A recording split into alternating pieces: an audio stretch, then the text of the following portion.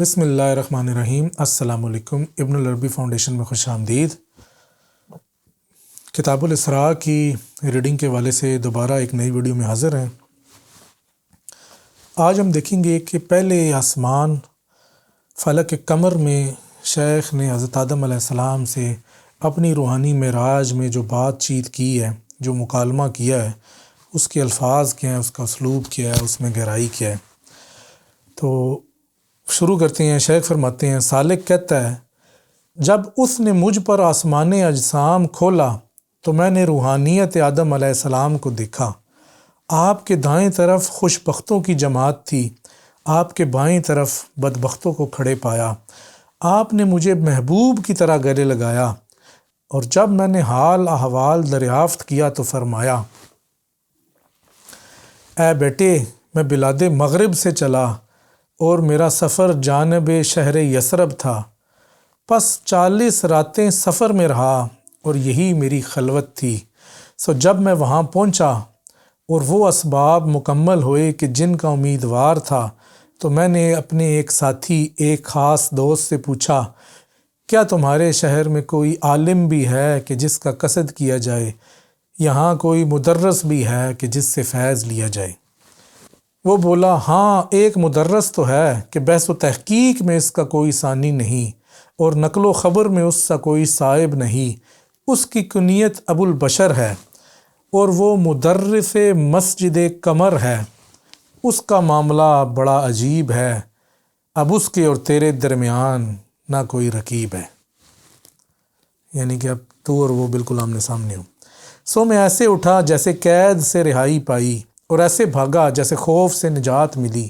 میں آپ کے درس میں شریک ہوا، آپ کی روحانیت سے ہم کلام ہوا۔ مجھے ایک خوش رو، خوش گفتار شخص نظر آیا، جس نے تعظیم و تکریم سے میرا استقبال کیا، اور اس کے بعد اپنے ساتھیوں سے یوں فرمایا، یہ میرا بیٹا اور میرا وارث ہے۔ ہر کوئی میری جانب متوجہ ہوا اور مجھے اپنے ساتھیوں اور بھائیوں میں سے بنایا۔ یہ دیکھ کر میں بہت شرمایا اور اپنے دل میں ایک عظیم خوف پایا۔ پھر مجھ سے پوچھا، کہاں سے آئے ہو؟ میں نے کہا، مجمع البحرین اور معدن القبضتین سے۔ بولے، تم مجھ سے ہو؟ میں نے کہا، اسی لیے تو آپ کے پاس آیا۔ بولے، پھر ہم ایک سے زائد کیوں؟ میں نے کہا، کیونکہ ہم میں ہم آہنگی اور یگانگت ہے۔ پھر میں نے کہا، اے میرے سردار، اس بات کو مزید کھولیں یا کوئی زائد بات بتائیں جس سے میں فائدہ اٹھاؤں اور جس کے معنی کو اپناؤں۔ بولے، اچھا سن، اللہ تیرا سینہ کشادہ کرے، تیرا قلب منور کرے، اور تجھ پر اپنے انعام و احسان کی برسات کرے۔ جب حق نے مجھے خود سے بے خود کیا، تب یہ تمام اسما سکھائے تاکہ میں خلافت کا بوجھ اٹھاؤں۔ جب مجھے اپنا حکم عطا کیا، مجھے اپنے ہر راز اور اپنی ہر حکمت سے آراستہ کیا، تو اس کے بعد مجھے میرے نفس میں لٹایا۔ پھر اس نے میرا سب کچھ میرے سامنے کیا، مجھے اپنا دوست بنایا اور مجھ سے راز و نیاز والا کلام فرمایا، مجھے اس عالم کا حاکم اور اسے میرا خادم اور فرشتوں کو وزیر بنایا۔ ایک عرصہ میں اسی حالت میں رہا کہ مخلوقات میں کوئی مجھ سا نہ ملا۔ پھر اس نے میرے 2 جز بنائے، اور یہ معاملہ بھی دوئی کا شکار ہوا۔ پھر مجھے زندہ کیا اور مجھے وہ دکھایا جس نے مجھے اس سے محجوب اور غافل کیا۔ میں نے کہا، یہ بھی تو میں ہی ہوں، یہ کوئی غیر نہیں۔ پس آدھا جز دوسرے آدھے کی جانب مائل ہوا، یوں ذات و صفات کا فرق واضح ہوا۔ میں نے کہا، الہی، یہ سایہ کس لیے ہے؟ فرمایا، جب تو نے قلم سے لوح پر لکھا اور تیرے لکھے پر سورج کا نور پڑا تو آمیزش واقع ہوئی، اور تیری آنکھ پر اختلاط کی حقیقت کھلی۔ اب تو جان گیا کہ میں نے تیرے لیے یہ سایہ کیوں بنایا۔ تو یہ شیخ نے سایہ کس کے لیے استعمال کیا ہے، یہ آپ کتاب میں دیکھیں گے۔ جب میں نے قدیمی لوح پر قلم سے لکھا تو مجھ پر قدم کا راز عدم کے آئینے میں کھلا۔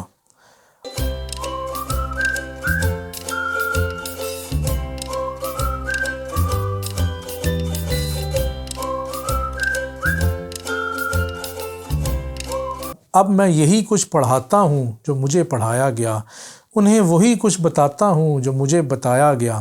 پھر آپ نے یہ اشعار پڑھے۔ اب یہ اشعار ہیں: اے قمر الاسرار، اے سبز سندسی لباس میں ملبوس، تو خشک مٹی کا محبوب ہوا، اور اگر آگ کا شعلہ نہ ہو تو مٹی بھی خشک نہیں ہوتی۔ تو ایک مدت اس میں قید رہا، اسی لیے تو قیدی کہلایا۔ اس قید میں تو نے ان علوم سے سرداری پائی جو تجھ میں ظاہر ہوئے، اور اگر ایسا نہ ہوتا تو سردار بھی نہ ہوتا۔ تو مفلس کی صنعت یعنی کیمیا گری والے دھوئیں سے قائم فلک کی ان 28 محسوس منازل میں ایک گھوڑے پر چلتا ہے۔ سالک کہتا ہے اس عطا پر میں بہت شاد ہوا۔ پھر آپ بولے چل اوپر کو جا کہ دوسرے آسمان میں تجھے وہ کچھ ملنا ہے جس میں تیری روح کا چین اور آنکھوں کا قرار ہے۔ تو یہ پہلے آسمان کی سرگزشت تھی۔ اب شیخ دوسرے آسمان میں جاتے ہیں، اور دوسرا ہے فلک کاتب۔ تو یہ بڑے مزے کی اس میں عبارت ہے۔ فرماتے ہیں رسول توفیق نے مسیح موعود سے آسمان ارواح میں قدم بوسی کی اجازت چاہی۔ اب اور کریں، رسول توفیق، مسیح موعود، آسمان ارواح، قدم بوسی، کیا زبردست ترکیب ہے۔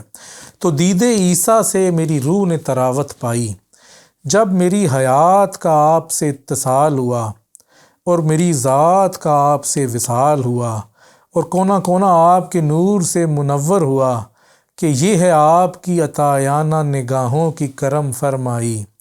ظلمت و تیرگی کا دور پھر تمام ہوا، آپ کی صورت جاں فضا جب نظر آئی۔ مجھ سے بولے اہلاً و سہلاً مرحبا، اے سالک میری ذات میں غور کر، میری صفات کو دیکھ کہ میں خزائن جود سے صادر ایک منزل ہوں، میں موجود اول کے لیے فیضاں رساں محمل ہوں۔ اگر میں نہ ہوتا تو اسماء بھی نہ سکھائے جاتے، اور شرف آدم کے راز نہ بتائے جاتے۔ مجھ سے بولا ہے جو وہ بولا، اور میرے کارن ہی وہ ایجاد ہوا، میرے سبب ہی اس کے جسم اور روح کا یہ آغاز ہوا، کہ میرا وجود ہی اس کا ستون اور بنیاد ہوا۔ پھر ایک دراز قد خوب رو جواں کی طرف مائل ہوئے، جو آب و تاب میں اپنی مثال آپ تھا۔ اس سے بولے اے کاتب الہام، پکڑ یہ دوات و اقلام، اور دیوان اجسام میں لکھ یہ فرمان بحکم امام، جس کا خواہاں ہے تجھ سے یہ فرزند ذی مقام۔ پس وہ کاتب، وہ وزیر، وہ دربان، وہ مشیر میری جانب متوجہ ہوا، اور جب میں نے اسے آتے دیکھا تو فی البدی یہ اشعار کہے۔ اب یہ اشعار آگے: اے کاتب ذی شعور، خلق میں تیرا معاملہ بڑا عجیب ہے۔ جب تجھے اس آقائے ذی مقام نے قریب کیا تو ہی من پسند اور ہر دل عزیز ہے، لیکن جب سے تو میری نظروں سے اوجھل ہے تو غیوب کا ظہور پر ایک ناز ہے۔ اے کاتب معنی، اگر ان رفتوں میں تو نہیں تو یہ رفتیں بھی مجھے نامنظور ہیں، لہٰذا امان کا وہ فرمان لکھ تاکہ دل مضطر کو پھر قرار آئے۔ سالک کہتا ہے اس نے کہا، یعنی کہ کاتب نے کہا، ہاں یہ فرمان دل کا قرار ہے کہ اس میں سالک کے لیے امن و اعتبار ہے۔ سالک کہتا ہے پھر اس نے میری استدعا کو قبول کیا اور تفصیل کی بجائے اجمال سے کام لیا، اور اب یہ ہے فرمان ولایت جو کہ اس کاتب نے لکھا ہے۔ شیخ اکبر کے لیے آپ اس کو فرمان ولایت کہہ سکتے ہیں، اور یہ خاتم الولایہ کی طرف سے جو ہے وہ دیا گیا ہے، تاکہ جس کو کہتے ہیں کہ جس سے بندہ ڈگری لیتا ہے وہ خود استاد ہونا چاہیے۔ تو یہ ایسے شخص سے فرمان ولایت کی ڈگری ہے کہ جو خود خاتم الولایت ہے۔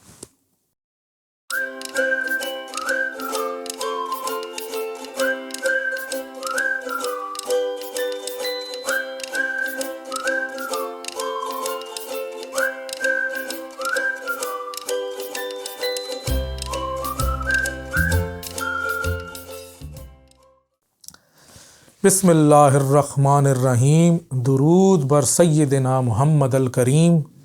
یہ ہے فرمان ولایت و امان بحکم روح الارواح خلیفۃ الرحمن۔ جب یہ بات آپ کے ہاں متحقق ہے اور آپ پر کی گئی وحی سے یہ ثابت ہے کہ آپ پر دور آدمیت کا اختتام ہے اور دور محمدیت میں آپ کا ایک مقام ہے، اور آپ کا یہ تیر نشانے پہ ٹھیک جا بیٹھا کہ آپ کے عدل سے زمانے کا استحکام ہے۔ سو جب جانا کہ آپ کا تیر نشانے سے پار ہے اور ولایت میں آپ کا حصہ بے شمار ہے، تو آپ نے اس ولی کریم کے لیے یہ فرمان ذی وقار تحریر کیا۔ تو یہ جو فرمان جس نے لکھا ہے، یہ اس نے لکھا ہے کہ جس کا ولایت میں حصہ بے شمار ہے۔ اب فرمان شروع ہوتا ہے، اللہ کا اس سے عہد ہے کہ جس پر یہ بندہ امین ہے، یہ اسے درست طریق پر چلائے گا اور اپنا عہد ہر طرح سے نبھائے گا کہ خلیفہ نے امانت اس کے سپرد کی، جب اسے اس کی وفا و دیانت کا یقین ہوا، اس کی عفت و حفاظت کا اعتبار ہوا کہ یہ ہر طرح سے احکام کی تعمیل کروائے گا، اوہام کی مشکلات سلجھائے گا اور رعایا کو امام کی قائم کردہ حدود پر ٹھہرائے گا۔ اگر اس امام کا گمان یقین بنا اور جنگ و آشتی میں یہ اپنی قوم کا امین بنا، ان کے ساتھ عدل و انصاف کا معاملہ کیا اور اپنے اعضاء اور حواس میں پارسا رہا، تو ہم اس کی ولایت کو قائم رکھیں گے، ہر لحاظ سے اس کی مدد کو آئیں گے۔ لیکن اگر اس نے وعدہ خلافی اور حکم عدولی کی تو ہم نے بھی اس عہدے سے اس کی معزولی کی۔ ہمیں امید ہے وہ اس حلف کا پاسباں ہوگا اور اپنی رعایا کے لیے سہل گیر رہنما ہوگا۔ اب رعایا سے خطاب ہے، اور اے رعایا، اے خاص و عام، اللہ کے سوا تمہارے لیے کوئی جائے پناہ نہیں، اور ہم نے تمہارے معاملات ایک بہادر اور دلیر کے سپرد کیے کہ جس سے بڑھ کر کوئی عزت کا حقدار نہیں۔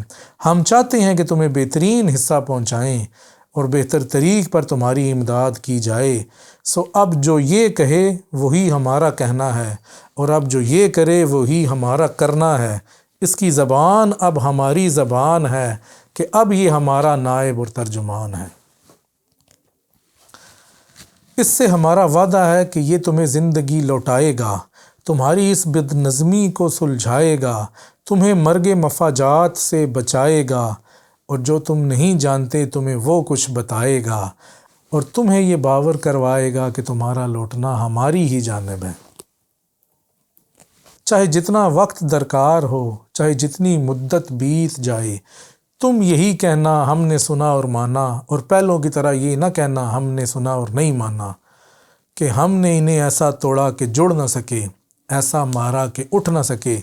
جب ان پر عذاب واجب ہوا تو ہم نے انہیں ہلاک کیا، یہاں تک کہ بھرے شہر میں کوئی باقی نہ رہا، اور اس عذاب میں وہ سب کے سب تمام ہوئے۔ سو ہماری فرما روائی میں مخالفت آرائی نہ کرنا، اور یہ مت سمجھنا کہ حکم عدولی پر ہم تمہیں سبق نہیں سکھائیں گے۔ روگردانی پر ہمارا جو تم سے وعدہ ہے، ہم اسے پورے طریق سے نبھائیں گے۔ اب ہم اس کی بات کے منتظر ہیں کہ یہ تمہاری کیا خبریں لاتا ہے اور تمہارے بارے میں ہمیں کیا بتاتا ہے۔ جو بھی ہو تم ہی نے یہ بوجھ اٹھانا ہے، تمہارے اعمال نے تمہاری طرف ہی لوٹ کر آنا ہے۔ اگر اچھے تو نتیجہ بھی اس کا اچھا ہے، اگر برے تو نتیجہ بھی اس کا برا ہوگا۔ جو کوئی ذرہ برابر نیکی کرے گا اسے دیکھ لے گا، اور جو کوئی ذرہ برابر برائی کرے گا اسے دیکھ لے گا۔